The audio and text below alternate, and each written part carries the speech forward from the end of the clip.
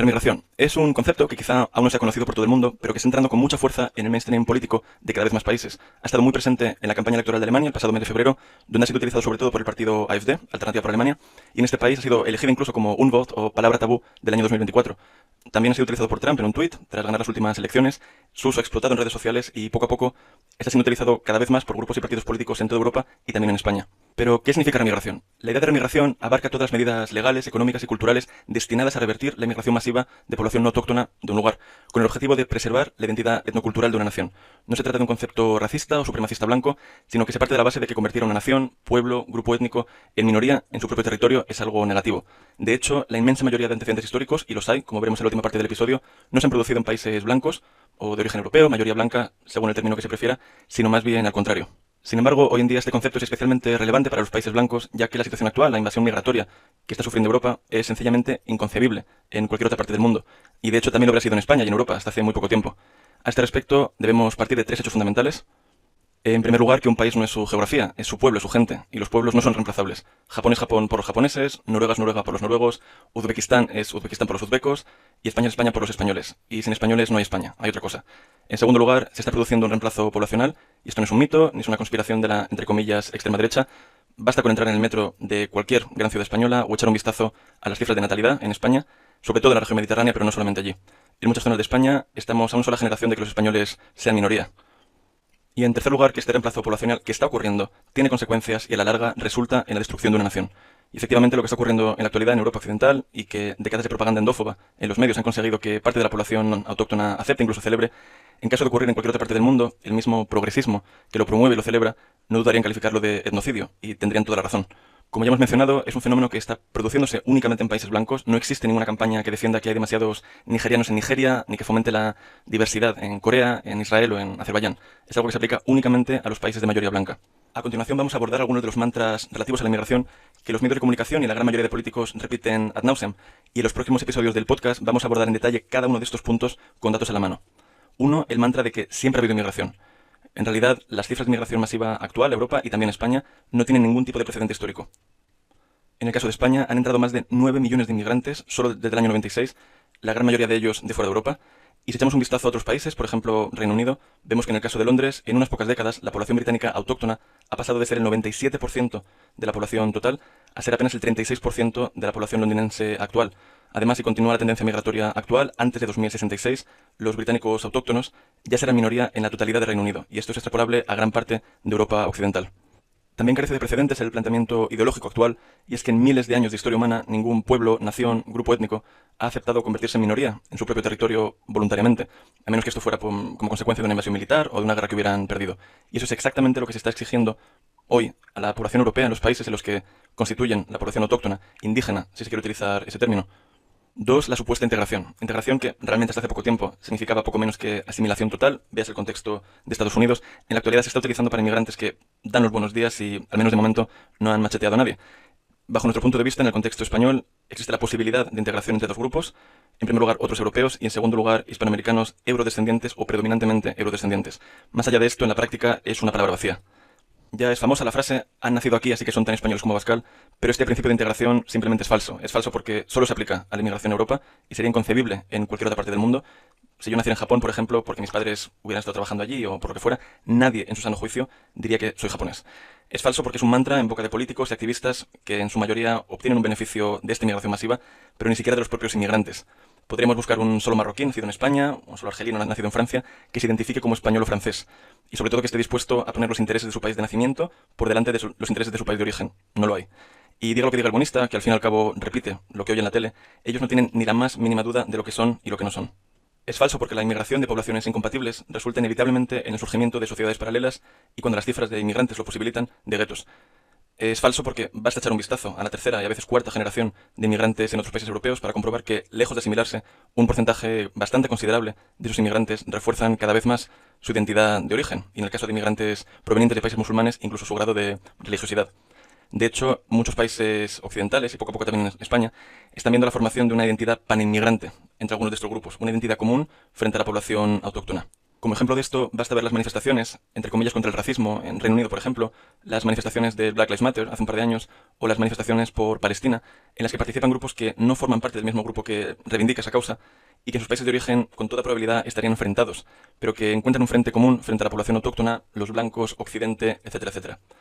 Es falso además porque esto puede medirse. El voto étnico, el hecho de que los inmigrantes voten en bloque en función de sus intereses frente a la población autóctona, contra la población autóctona, es una realidad en toda Europa y poco a poco también en España. A este respecto, en Reino Unido se habla a menudo del Muslim Bloc, ya que se refiere a migrantes principalmente de origen musulmán, y también cabe destacar a países como Francia o Bélgica, pero en el plazo de una sola generación esto también decidirá elecciones en España. 3. La idea de que la, entre comillas, diversidad es algo positivo. O como dice el mantra en países anglosajones, que la diversidad es nuestra fuerza. Este es uno de los mitos más absurdos y más fáciles de desmontar, y es que la supuesta diversidad no tiene ningún beneficio para la sociedad de acogida. Aunque realmente es algo de sentido común, o debería serlo, todos los estudios realizados al respecto demuestran que las sociedades menos homogéneas son más inestables, menos solidarias, que existe en ellas una menor confianza entre sus miembros, y esto por no hablar de las tasas de delincuencia por parte de ciertos grupos de inmigrantes que son sencillamente surrealistas. Según datos oficiales, y aunque generalmente estos ni siquiera incluyen a los inmigrantes nacionalizados ni a los hijos de inmigrantes ya con DNI, en el caso de los africanos en España tienen per cápita un 450 más de delincuencia que los españoles. 4. Los supuestos beneficios económicos de la inmigración. Otro mantra, otra mentira. Los inmigrantes no hacen los trabajos que no quieren hacer los españoles, esto es mentira. De lo contrario, bastaría que entraran una vez en España, no haría falta importar gente todos los años para recoger la fresa. Además, los inmigrantes no vienen a pagarnos las pensiones. Más de la mitad de los inmigrantes en España actualmente no trabajan. En el caso de los marroquíes, por ejemplo, la cifra es de al menos el 78%, y de los que sí trabajan legalmente, la mayoría, la inmensa mayoría, ganan tan poco que cotizan entre poco y nada. Además, tenemos 4 millones de parados y decenas de miles de jóvenes españoles formados que emigran cada año de España para buscar oportunidades fuera. Y al mismo tiempo nos harían falta cientos y cientos de miles de analfabetos del tercer mundo que en muchos casos ni siquiera hablan español. No tiene sentido. Todo ello además mientras se nos dice una y otra vez que la inteligencia artificial va a hacer que cada vez hagan falta menos trabajadores. Por otro lado, países europeos como Dinamarca y Países Bajos publican datos sobre la inmigración divididos por países o regiones de origen y confirman todo lo anterior, y es que la inmigración no occidental siempre tiene un impacto económico negativo para los países de acogida. El tercer episodio del podcast, de hecho, vamos a dedicarlo precisamente a este punto. Todo ello por no hablar de las consecuencias que esta inmigración tiene para la ya difícil situación de la vivienda en España, además de la sobrecarga para la sanidad y otros servicios públicos, el aumento del paro entre la población autóctona y el dumping salarial que esta inmigración provoca, entre otras cosas. Como ya he comentado, dedicaremos los episodios siguientes del podcast a analizar todo esto con datos a la mano. 5. La natalidad. El mantra de que hace falta traer inmigrantes del tercer mundo debido a la baja natalidad autóctona. Esto es falso por diferentes motivos. En primer lugar, porque los propios inmigrantes también envejecen, además después de haber adquirido derecho a pensión en España, porque la tasa de natalidad en la mayoría de países de origen, incluyendo Marruecos, ya está por debajo también de la tasa de reemplazo, y sobre todo porque la propia inmigración masiva tiene un efecto devastador para la natalidad autóctona. Contribuye al encarecimiento de la vivienda, causa este dumping salarial, que ya hemos comentado, un aumento del paro entre la población autóctona. Los inmigrantes esquilman las ayudas sociales, fuerzan además indirectamente a muchas familias a mandar a sus hijos a colegios concertados o de pago, principalmente para poder evitar a ciertas poblaciones, y esto puede ser no políticamente correcto, pero es una realidad que todo el mundo conoce y quien la niega miente. 6. La afirmación de que el problema es solo con la inmigración ilegal, que por supuesto es un problema, pero a día de hoy el criterio diferenciador entre un inmigrante ilegal y legal es un papel regalado por el PSOE. Por no hablar de las regularizaciones masivas que ya se han producido, y actualmente hay otra en marcha, que empezó con 500.000 ilegales y ya proponen aumentarlo de 800.000 a 900.000. Todo ello con el beneplácito de la inmensa mayoría de partidos. En la práctica, la inmensa mayoría de problemas provocados por la inmigración masiva derivan de los propios inmigrantes, de sus características intrínsecas, de su lugar de origen y su cultura, con independencia del papelito que les hayan dado o no en un momento dado. Muchas personas ponen el ejemplo de Noruega, un país con unas cifras de inmigración ilegal muy bajas y que sin embargo se está enfrentando a los mismos problemas a los que se enfrentan otros países europeos que reciben mucha inmigración ilegal descontrolada. Y 7. La afirmación de que el problema sería únicamente con el Islam o el islamismo o la islamización. Esto evidentemente es un problema, pero no es la mayor amenaza. Cabe recordar que países como Ruanda, Ghana, Congo o Sudáfrica, considerada la capital mundial de las, digamos, agresiones sexuales, en estos países la población musulmana es prácticamente inexistente y sin embargo son una población absolutamente incompatible. Es mucho más compatible, por ejemplo, un musulmán de Bosnia, o incluso un porcentaje considerable de la población de la Turquía actual, que realmente solo es musulmana sobre el papel, que un, entre comillas, cristiano de cualquiera de estos países. El problema real no es que los magrebíes que hay en España vayan a querer imponer el hijab a las mujeres españolas, cuando el hijab realmente ni siquiera es obligatorio en Marruecos, ni en la inmensa mayoría de países musulmanes, con 2 o 3 excepciones. Y por mucho que el Islam sea incompatible con Occidente, que por supuesto lo es, el problema más grave es el reemplazo poblacional, es la transformación de una sociedad homogénea en un conjunto de grupos étnicos, religiosos, raciales, etcétera, con lealtades e intereses distintos, a menudo enfrentados entre sí. no es un problema religioso, sino que es un problema étnico. Seguramente muchos se estén preguntando no por el qué, sino por el cómo, qué se propone exactamente. Y a este respecto, antes de nada, debe tenerse en cuenta que el concepto de remigración en la práctica no es paralelo al de deportaciones, sino el de repatriación. Quienes defienden la remigración no abogan por la expulsión aleatoria de personas por no adaptarse a un ideal determinado o a un criterio X, sino de personas que tanto se han llegado a un país europeo ellos mismos o hace 1, 2, 3 generaciones y con independencia de que tengan un trocito de papel de nacionalidad de ese país europeo, en la práctica totalidad de los casos tienen muy claro de dónde son en realidad y cuál es su país. Y un breve inciso, a mediados de mayo se celebra una conferencia sobre remigración en Milán, en Italia, a la que asistiremos un compañero y yo. Creo que aún quedan entradas, así que si a alguien le interesa, compartiremos un enlace más tarde. Volviendo a la cuestión del cómo, hay diferentes propuestas que en realidad difieren en unos pocos detalles. En este episodio vamos a centrarnos en la propuesta de activistas británicos y del partido Homeland, y en el siguiente episodio hablaremos en detalle de la propuesta del activista austriaco Martin Sellner.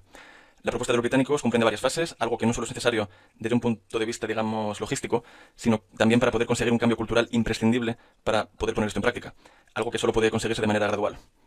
En la fase 1, cierre de fronteras, deportaciones de inmigrantes ilegales y eliminación de incentivos a la inmigración, tales como ayudas a ilegales.